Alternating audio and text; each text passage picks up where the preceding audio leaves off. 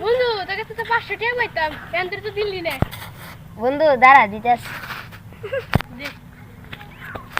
সারা খুব বাট পড়ে গেছে ওর কাছে কবে তো 500 টাকা পাই তাই দে না হিমলা গাছ নিয়ে লাথি নিয়ে ভাঙি চলে নিয়ে গেছে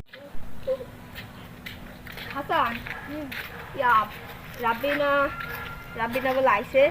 হ্যাঁ তাহলে কি এই রাব্বি আমার কাছে 500 টাকা না হ্যাঁ কেমন ভাবে দিবি তুই আচ্ছা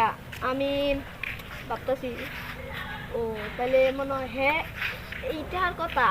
আজীবন ভুলাই গেছে গা যা এটা কথা বাদ নয় বাদ যা গেলি গা আচ্ছা লাগা তো গেল গা আমি যে খেয়ে নেবো গা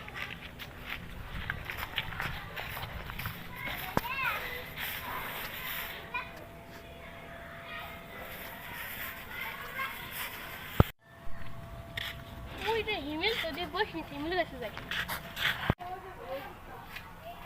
রাব্বি তুই আছো হ্যাঁ বন্ধু বল বন্ধু তোর কাছে 500 টাকা পাই রাব্বি তুই আছো হ্যাঁ বন্ধু বল বন্ধু তোর কাছে 500 টাকা পাই ও বুদ্ধ আমার তো টেহা নাই কি করছ তুই এই কি তোর বাস